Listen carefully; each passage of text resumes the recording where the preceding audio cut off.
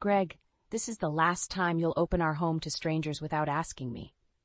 I dropped my bag on the kitchen counter, eyes blazing at the scene before me. Come on, it's just Rob. He's like a brother.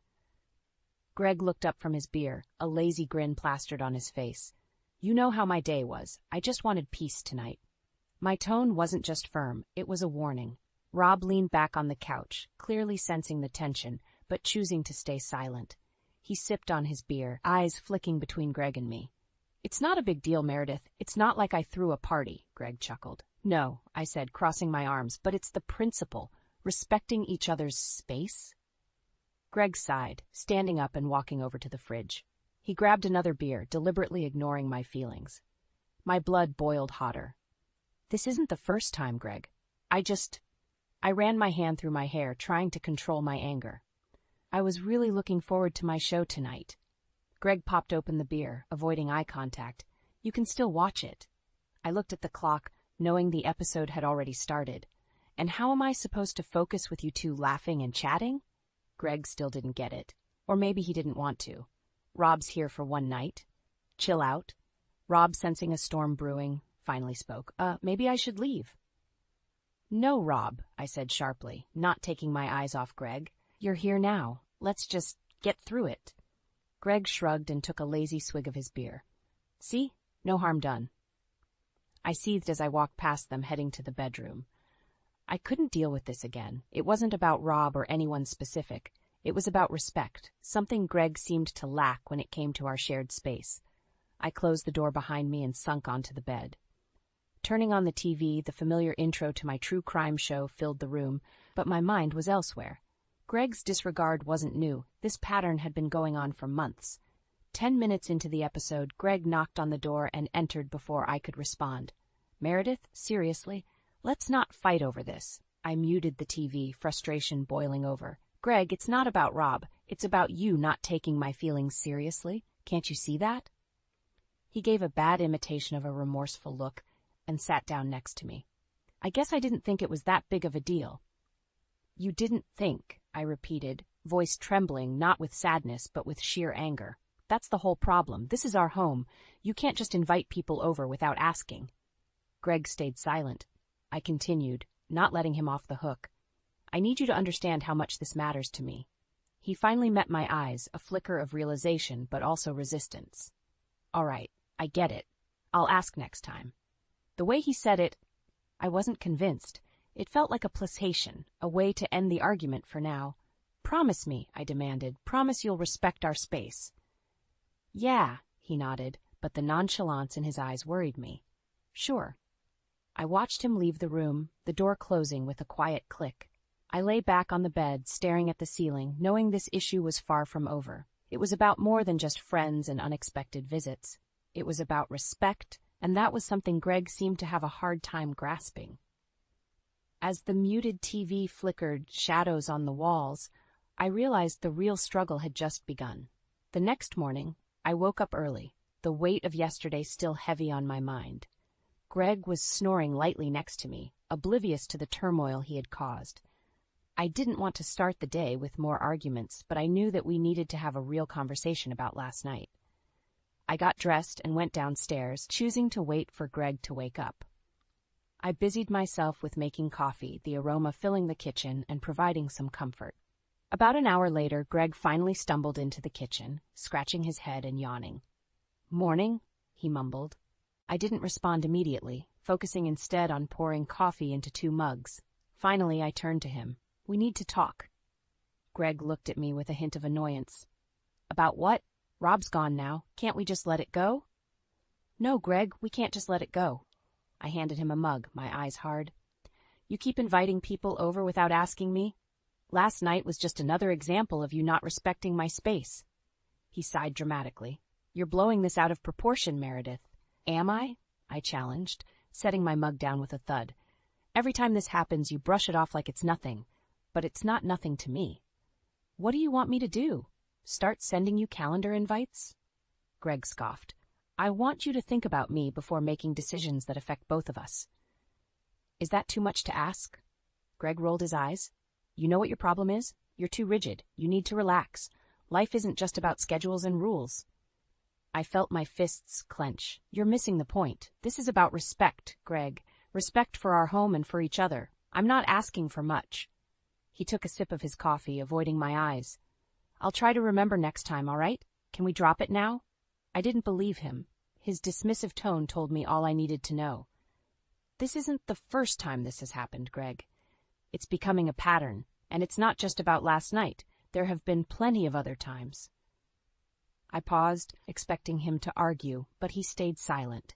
Emboldened, I continued, every time you do this, it makes me feel like you don't care about my needs, like I'm invisible. Greg finally looked up, irritation clear on his face. Are you seriously going to make this into a big deal? It was one night, Meredith. I shook my head, tears of frustration welling up. That's exactly it. You always think it's just one night, one small thing, but those small things keep piling up. He set his mug down more forcefully than necessary. Fine, from now on, I'll ask. Happy? No, because I don't believe you mean it, I replied, voice trembling but firm. I need you to understand that this is serious. If you keep ignoring my feelings, this won't work. Greg stared at me, seemingly taken aback by my ultimatum. You're really serious, aren't you? Yes, Greg. I am. I turned away, needing to get some distance. Think about what I've said. As I walked out of the kitchen, I knew that this wasn't the end of our argument, but at least I had made it clear that things needed to change. I came home from work later that week, hoping for a quiet evening, but the sound of laughter hit me as soon as I opened the door. Greg was sitting in the living room with two of his friends, beers on the coffee table, the TV blaring. Hey, you're home, Greg said, barely looking up. I forced a smile, trying to hide my frustration. I see we have more guests. One of his friends, Kevin, nodded at me. Hey, Meredith. Greg said it was cool to come over. I gritted my teeth, shooting a look at Greg. Can I talk to you in the kitchen for a second? Greg sighed but followed me. Once we were out of earshot, I turned to him. What did we just talk about last week? He shrugged, clearly annoyed. What now? I asked you to inform me before inviting people over. You promised, Greg. I forgot. It's not a big deal, he said, crossing his arms defensively. It is a big deal to me, I said, my voice rising. You keep ignoring my feelings. It's like you don't even care. He rolled his eyes. You're overreacting, Meredith. We're just hanging out. No, I'm not overreacting. You keep doing this, and it's disrespectful. I need peace when I come home. Greg leaned against the counter, shaking his head. You're acting like a control freak. Lighten up. I took a deep breath, trying to remain calm. This isn't about control. It's about respect. This is our home. Both of us need a say. Whatever, he muttered, already walking back to his friends. I stood there, feeling the sting of his words. This wasn't going anywhere. I knew then that Greg had no intention of changing. The realization settled heavily in my chest. That night, I lay in bed, staring at the ceiling, while the muffled sounds of their laughter and chatter seeped through the walls. It was hopeless. Greg didn't care about my needs or the impact of his actions on our relationship. As the night dragged on, my resolve hardened. If he wouldn't respect our space, I would make sure to reclaim it myself. The following morning, Greg was already up and about, seemingly oblivious to the argument from the night before. I found him in the kitchen, scrolling through his phone. We need to talk, I said, stepping in. Again? Greg sighed, not even looking up. Yes, again. Because things haven't changed. You keep dismissing me, Greg, and it's not okay. He finally looked up, irritation evident. What do you want from me, Meredith? I said I'd try to remember. Can you just drop it? No, I can't just drop it. If you can't respect this one simple request, what else won't you respect? Greg threw his hands up. Fine. You want respect? Respect works both ways. Stop nagging me about every little thing. I took a step back, hurt by his outburst. I'm not nagging. I'm asking for basic consideration. Greg scoffed. You know what? Maybe you're too sensitive. Maybe that's the problem. I felt a lump in my throat, but pushed it down. Maybe, but that doesn't excuse your behavior. He stared at me, unyielding. I'll do better. This conversation is over. But as he stormed out, I knew it wasn't. This was far from over. Respect wasn't something you demanded. It was earned. And if Greg couldn't see that, then I needed to take steps to protect myself and my peace. There was no turning back now. Greg had shown his true colors, and it was time for me to act. The days moved forward in an uncomfortable truce. Greg seemed more irritable, his attitude flaring up without warning. I, on the other hand, sank deeper into planning. The next incident had to be handled decisively. One evening after work, I decided to put my foot down. "Greg, we need to talk," I said as he lounged on the couch, aimlessly flipping through channels. He huffed, but muted the TV. "What is it this time?" I sat down across from him, eyes unwavering. "No more uninvited guests without informing me first." Greg smirked, a mischievous glint in his eyes. Sure. I'll send out a notification next time," he joked. I leaned forward, seriousness radiating from me. "I mean it, Greg, this is non-negotiable. We are in this together. Respect my wishes or we will have a serious problem." He gave a nonchalant shrug. "Fine, no more surprises. Happy now? You promise?" I pressed. Yeah, I promise," he said, waving me off. The following week, the atmosphere felt lighter initially. Maybe, just maybe, he'd finally understood. But deep down, I remained skeptical. Friday came, and as soon as I walked through the door, the sound of loud music and laughter greeted me. My heart sank. "Greg!" I shouted over the noise. He sauntered over, a drink in his hand, smiling like he owned the place. "Hey, babe, welcome home. Great timing." I glared at him, fury building. "What is this, Greg? We talked about this." "It's just a small get-together," he said, as if it explained everything. Don't be such a buzzkill." "Small get-together? There are at least 10 people here. This isn't what we agreed on," I said, my voice trembling with anger. Greg took a sip of his drink, unbothered. "Relax, Meredith. It's the weekend. Just have a drink and join us." I shook my head, feeling the last straw break. "This is it, Greg. I can't take this anymore." He laughed, his tone mocking. Don't be dramatic. It's just a party." I turned on my heel and stormed out, heading straight to our bedroom. As the door shut behind me, I picked up my phone and called the divorce lawyer I had researched weeks before. It was time to take action. Over the next few days, I began to quietly prepare. I gathered documents, bank statements, anything that might be useful. I stayed out of Greg's way, avoiding unnecessary confrontation. But the tension was palpable. One evening, Greg confronted me. "You've been weirdly quiet lately. What's going on?" I looked at him dispassionately. "Just thinking about a lot of things." "Are you still upset about the party?" "Meredith, you really need to let it go." "I can't, Greg. It's not just the party. It's everything. This isn't working anymore." He frowned, confusion turning into anger. "What are you saying?" "I'm saying that I need respect, and you're clearly incapable of giving it. I'm done." Greg laughed, though it was hollow and uneasy. "You're bluffing." I faced him, resolute. "No, I'm not. I spoke to a lawyer." The color drained from his face. "A lawyer? Are you insane?" "No, just tired. Tired of not being heard, of not being respected. This isn't a game, Greg. It's my life, and I'm taking it back." Greg's expression turned dark. "You'll regret this, Meredith." But as I walked away, the only thing I felt was an overwhelming sense of clarity. There was no turning back. My next steps were firmly in place. Coming home one evening, I hoped for quiet. Instead, I walked into chaos. Music blared, voices echoed, the unmistakable signs of another party. My stomach clenched, anger rising. I pushed through the mess of shoes and coats littering the hallway. "Greg!" I called out. No response. I found him in the living room, surrounded by friends, drink in hand, the party in full swing. He looked up and saw me, a slow smirk spreading across his face. "Meredith, join us. Why don't you?" I took a deep breath, trying to keep my voice steady. "Greg, we need to talk." "Now." Ignoring my tone, he laughed. "Everyone, meet the boss of the house," he said, clearly amused at his own joke. People glanced at me, some sympathetic, others just curious. I felt a mix of embarrassment and fury. "Greg, now." He shrugged, setting his drink down and following me into the kitchen. As soon as the door closed behind us, I turned to him, eyes blazing. "What is this? We talked about this. No more parties." He leaned against the counter, unbothered. "You're being dramatic. It's just a few friends." "No, Greg. This is disrespectful, and you keep doing it." I could feel my hands shaking. Greg's expression turned cold. "You're blowing this way out of proportion. It's just one night." "One night?" I scoffed. "This is the 3rd time this month. I've had enough." "You need to chill, Meredith," he replied, dismissive. "Life can't be all rules and schedules." "I can't live like this, Greg. I've already spoken to a lawyer," I said, my voice firm. His face twisted in surprise, then anger. "A lawyer? For what? This?"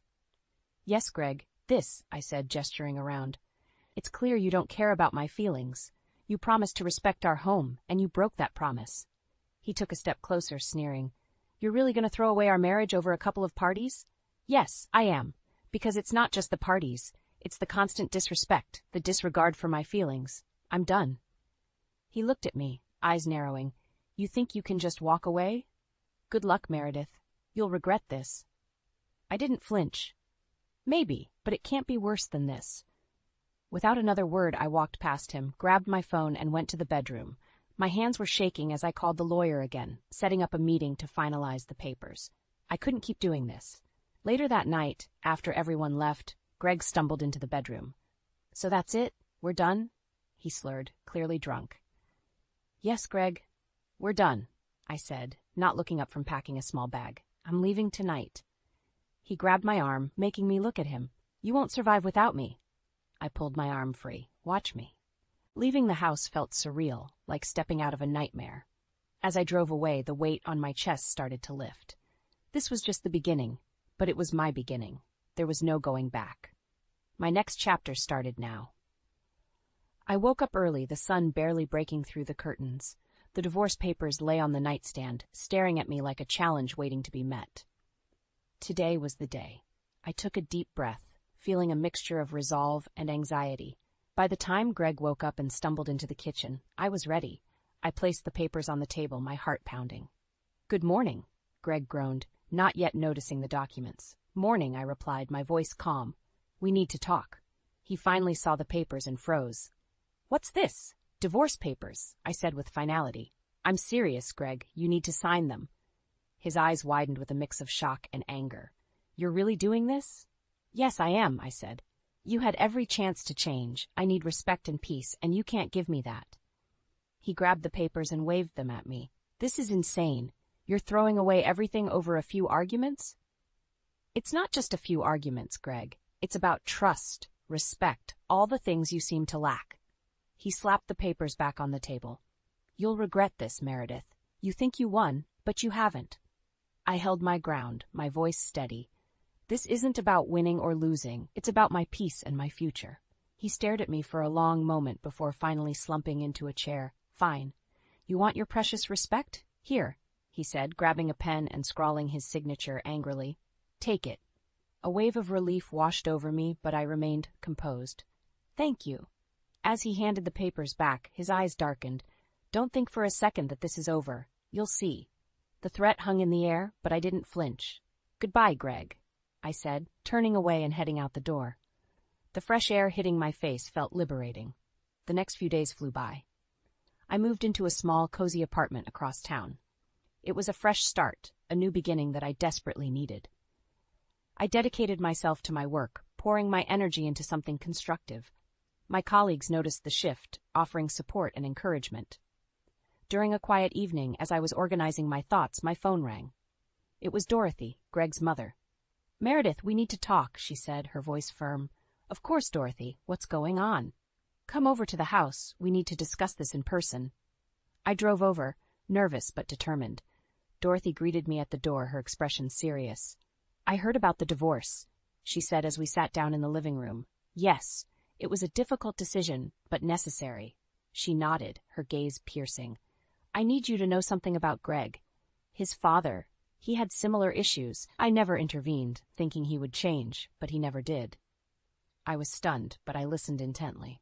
Greg has been irresponsible and manipulative, even with money. He's accrued debts in your name and drained the joint account. My stomach clenched. How could he do this?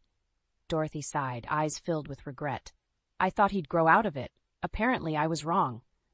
I felt a mix of anger and betrayal. What do I do now? Dorothy reached out, taking my hand. I stand with you on this. We need to set things right. I'll help in any way I can. Her support was a lifeline. Together, we devised a plan to confront Greg and hold him accountable. It wasn't just about revenge. It was about reclaiming my life and ensuring such deceit wouldn't go unpunished. As I drove back to my apartment later that night, a sense of determination settled over me. Greg wasn't going to get away with this. The fight was far from over, but I wasn't alone anymore. I stood outside Greg's apartment, my heart pounding with a mix of anxiety and determination. Dorothy's words echoed in my mind, stealing my resolve. Today was the day I confronted Greg with the financial deceit he'd been hiding. I knocked firmly. A moment later, the door swung open. Greg, looking disheveled, stared at me in surprise. "Meredith? What the hell are you doing here?" "We need to talk," I said, pushing past him and into the apartment. Dorothy followed, her presence a silent support. Greg closed the door, clearly annoyed. "What's this about?" "I found out about the debts, Greg. The ones you racked up in my name," I said bluntly, eyes locked on his. His face went pale, but then he laughed, a nervous, mocking sound. "Oh, come on. You're overreacting. They're just a few charges." Dorothy stepped forward, her expression stern. "Don't lie, Greg. We have the evidence." Greg's eyes flickered with anger. "So what? You're here to gang up on me? Make me the bad guy?" "You are the bad guy," I said, keeping my voice level. "You betrayed my trust, and now you need to own up to it." He sneered, crossing his arms. "And if I don't, then we'll take legal action." "Fraud is a serious crime, Greg," Dorothy said, her tone unyielding. Greg's defiance wavered. He looked between us, his bravado starting to crack. "Fine. What do you want?" "Repay every cent you took from the joint account. Clear all debts in my name," I demanded. "And I want it in writing," he scoffed. "You think I have that kind of money just lying around?" Dorothy stepped closer, eyes blazing. "Then sell your assets, figure it out. You created this mess, you will fix it." Greg's face contorted with frustration and fear. "You're ruining my life, Meredith." "No, Greg," I said quietly. "You ruined mine. I'm just taking it back." He glared at me, then at Dorothy. "You both can't do this." Dorothy's voice was calm but firm. "We already have. I've spoken to a lawyer too. If you don't comply, they'll take it from here." Greg's shoulders slumped. He looked defeated, a shadow of the man who had once thought he had all the power. "Fine. I'll do it. Anything to get you off my back." "Good," I said, relief washing over me. "I'll have the paperwork ready by the end of the week. Sign it, and we'll be done." We turned to leave, but Greg called out, "Meredith, wait." I paused, not looking back. "What is it, Greg?" "I'm sorry," he said, his voice softer, though still tinged with bitterness. I turned around, meeting his eyes. "Too late for that, Greg. Actions have consequences. I hope you learn from this." Dorothy and I walked out, the weight of confrontation lifting slightly. As we reached my car, she turned to me, her expression softening. "You did well in there." "Thanks to you," I said, gratitude filling my voice. "I couldn't have done it alone." She nodded. "Now focus on your future. Don't let him drag you down again." Driving away, I felt an unfamiliar sense of peace. The battle was far from over, but I had allies. Greg's manipulations had come to light, and I was taking control of my life. A sense of empowerment surged within me.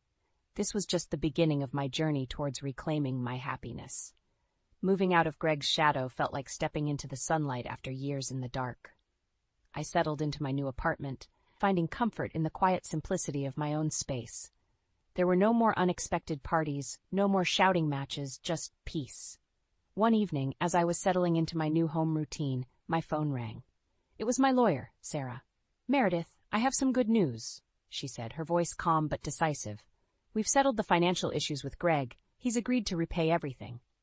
A wave of relief washed over me. "Thank you, Sarah. This means so much." "Of course," she replied. "We'll make sure he complies with the agreement. Don't worry about a thing." Hanging up, a deep sense of completion settled over me. But I knew that Greg wouldn't make it easy. A few weeks later, I received a call from an unknown number. Picking up, I was greeted by Greg's voice, strained and desperate. "Meredith, please, can we talk?" he pleaded. "What is it, Greg?" I kept my tone flat, emotions in check. "I'm struggling. I don't know how to deal with all this, selling the house, repaying debts. It's too much," he said, voice cracking slightly. "That's the consequence of your actions, Greg. You brought this upon yourself," I replied, feeling a pang of pity but quickly pushing it aside. "Can we at least meet up, just to talk things over?" he asked, desperation clear in his tone. "No, Greg, we're done. The papers are signed, and the agreement is in place. I have nothing more to say to you," I said firmly. "You can't be this cold, Meredith. I need help," he tried again. "I helped you for too long, Greg. Now you have to help yourself," I said, hanging up before he could respond. I knew his plea was another attempt to manipulate me, to drag me back into his web of chaos, but I was beyond that now. My focus was on healing, rebuilding, and moving forward. Dorothy visited me a few days later, bringing over a housewarming gift. How's the new place? She asked, looking around. It's perfect. Peaceful, I said, smiling genuinely. I'm glad to hear that, she said, sighing. Greg called me too. He's struggling. I know, I replied. He called me asking for help. She shook her head. He needs to learn responsibility. This is the only way. I agree, I said. Thank you for your support, Dorothy. I couldn't have done this without you. She smiled, taking my hand. You're strong, Meredith. Don't ever doubt that. As days turned into weeks, Greg's situation worsened. Forced to sell assets to pay back the debts, his life of reckless abandon came crashing down. I watched from a distance, detached, as he scrambled to pick up the pieces. In contrast, my life took a turn for the better. Work became my sanctuary, a place where I could channel my energy into something productive. My colleagues noticed the change, often complimenting my renewed focus and determination. One day, Sarah called again with the final update. Greg has completed the payments. Everything's settled now. Thank you, Sarah, I said, feeling truly free for the first time in years. After the call, I took a moment to reflect. Greg was a chapter of my life that had closed. Now it was time to write new ones, filled with peace, respect, and self-love. As the sun set, casting a warm glow over my new apartment, I felt a profound sense of liberation. The darkness of the past was behind me, and the future was bright with possibilities. Greg might still reach out, but his calls would go unanswered. I had reclaimed my life, and it was mine to cherish.